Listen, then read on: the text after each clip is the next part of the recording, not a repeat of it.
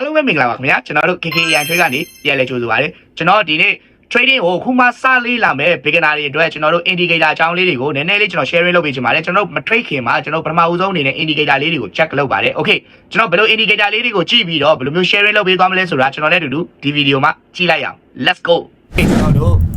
ပထမ A trade broker တွေကိုဝင်ပါမယ် A trade broker တွေကိုရောက်ပြီဆိုရင်ကျွန်တော်ဒီမှာ indicator လို့ပြနေတဲ့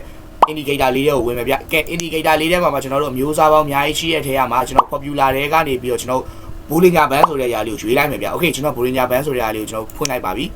။ကဲကျွန်တော်ဒီမှာကျွန်တော် Bollinger Band ကိုမပြောင်းရသေးဘူးဆိုရင်ကျွန်တော်14နှစ်လေးပြောင်းလိုက်မယ်။ Okay color ကတော့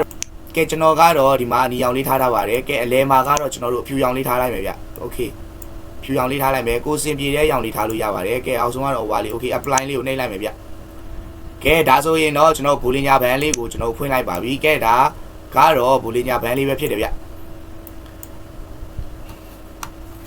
ကဲကျွန်တော်တို့ Bollinger Band လေးကိုဖွင့်ပြီးဆိုရင်သူ့ရဲ့အလုံးလုံးပုံလေးတွေကိုကျွန်တော်တစ်ချက်ရှင်းပြပါမယ်။သူကတရေဘင်းလိုမျိုးလေးပဲကျွန်တော်တို့တင်းသွားရင်ပြန်ရောက်မယ်။ကဲ okay ဒီမှာကျွန်တော်ကြည့်လိုက်ရအောင်ကျွန်တော်တို့ဒီမှာ Bollinger Band ရဲ့အပေါ်ဆုံးမြင်းကိုဒီမှာထိသွားတယ်။ဖောက်သွားတယ်ပေါ့ဗျာ Bollinger Band ကိုဖောက်သွားတယ်ဆိုရင်သူက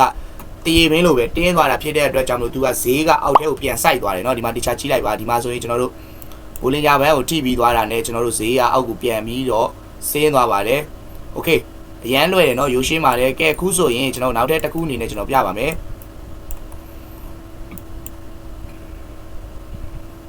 ကဲဒီမှာပါ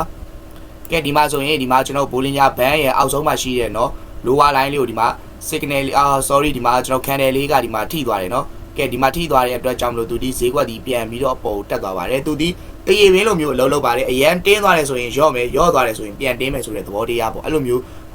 ပုံစံလေးပါကျွန်တော်ဒီမှာရှေ့မှာဆိုရင်လည်းကြီးလိုက်လို့ရပါတယ်ဒီမှာကျွန်တော် Bollinger Band ကိုကျွန်တော်တို့ထိသွားတယ်ကဲ Bollinger Band ကိုထိပြီးရတဲ့ဈေးဒီတော့ automatic ကျွန်တော်တို့ပြန်ပြီးတော့အချဘက်ကိုလဲသွားပါတယ်ကဲဒီမှာဆိုရင်ကျွန်တော်တို့ကဲဒီမှာဆိုရင်လည်းကျွန်တော်တို့ Bollinger Band အပေါ်လေးကိုထိတယ်ဒီမှာဆိုရင်လည်းထိတယ်ဈေးဒီအောက်ထဲကိုထိုးဆင်းသွားတယ်ကဲဒီမှာအောက်ကเนาะကျွန်တော်ဒီအောက်က Bollinger Band ကိုပြန်ပြီးတော့ထိရဲ့အခါမှာလည်းကျွန်တော်ဈေးလေးကအပေါ်ပြန်တက်လာတယ်ဗျဒါကတော့ကျွန်တော် indicator နဲ့သက်ဆိုင်တဲ့အကြောင်းအရာလေးတွေကို sharing လုပ်ပေးနေရပါခင်ဗျာ